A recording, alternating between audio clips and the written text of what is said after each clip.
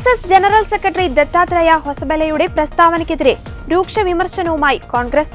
RSS ഒരിക്കലും ഭരണഘടനയെ അംഗീകരിച്ചിട്ടില്ലെന്നും മനുസ്മൃതിയിൽ നിന്ന് പ്രചോദനം ഉൾക്കൊണ്ടല്ല തയ്യാറാക്കിയതെന്നും മുതിർന്ന കോൺഗ്രസ് നേതാവ് ജയറാം രമേശ് പ്രതികരിച്ചു. ജവഹർലാൽ നെഹ്റുവിനെയും ഡോക്ടർ BR അംബേദ്കറെയും ആക്രമിക്കുകയാണ് RSS.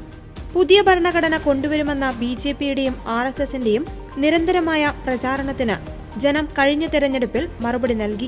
എന്നാൽ ഭരണഘടനയുടെ അടിസ്ഥാന തത്വങ്ങളെ മാറ്റണമെന്ന ആവശ്യം RSS ഇപ്പോഴും തുടരുകയാണെന്നും ജയറാം രമേശ് കുറ്റപ്പെടുത്തി. ഭരണഘടനയുടെ ആമുഖത്തിൽ നിന്നും സോഷ്യലിസം, മതേതരത്വം എന്നീ പദങ്ങൾ ഒഴിവാക്കണമെന്നാണ് RSS general secretary Dattatreya Hosabale പറഞ്ഞത്.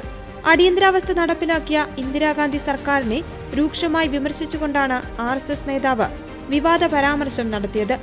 രാജ്യത്ത് അടിയന്തരാവസ്ഥ ഏർപ്പെടുത്തിയ കോൺഗ്രസ് മാപ്പ് പറയണമെന്ന് ആവശ്യപ്പെട്ട ദത്താത്രേയ ഇന്ത്യയിലെ ജനാധിപത്യത്തെ നിർവചിക്കുന്ന മതേതരത്വം, സോഷ്യലിസം തുടങ്ങിയ പദങ്ങൾ ഭരണഘടനയിൽ തിരികെ കയറ്റിയതാണെന്നും ഈ വാക്കുകൾ അവിടെ തുടരണമോ എന്ന് നാം ചിന്തിക്കണമെന്നും പറഞ്ഞു.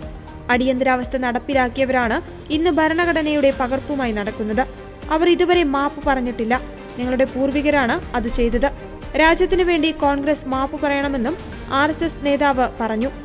ലോക്സഭാ പ്രതിപക്ഷ നേതാവ് രാഹുൽ ഗാന്ധിയെ ഉന്നമിട്ടായിരുന്നു പരാമർശം. അടിയന്തരാവസ്ഥയുടെ 50ാം വാർഷികത്തോടനുബന്ധിച്ച് ഡൽഹിയിലെ ഡോക്ടർ അംബേദ്കർ ഇന്റർനാഷണൽ സെന്ററിൽ സാംസ്കാരിക മന്ത്രാലയത്തിന്റെ Indira Gandhi national centre for the arts, Ambedkar international centre, Hindustan Samachar എന്നിവരുടെ സംയുക്ത ആഭിമുഖ്യത്തിൽ സംഘടിപ്പിച്ച ചടങ്ങിൽ സംസാരിക്കുകയായിരുന്നു ഹൊസബല. അടിയന്തരാവസ്ഥയെ എതിർക്കുന്നതിൽ RSSും അതിന്റെ പ്രത്യയശാസ്ത്രവും നിർണായക പങ്കുവഹിച്ചിട്ടുണ്ടെന്നും ദത്താത്രേയ പറഞ്ഞു. അധികാരത്തിൽ കടിച്ചു തൂങ്ങുവാനും ഭരണഘടനയുടെ യഥാർത്ഥ അന്തസ്സത്തെ അട്ടിമറിക്കാനുമാണ് ഇന്ദിരാഗാന്ധി അടിയന്തരാവസ്ഥ നടപ്പിലാക്കിയതെന്നും ഗഡ്കരി ആരോപിച്ചിരുന്നു.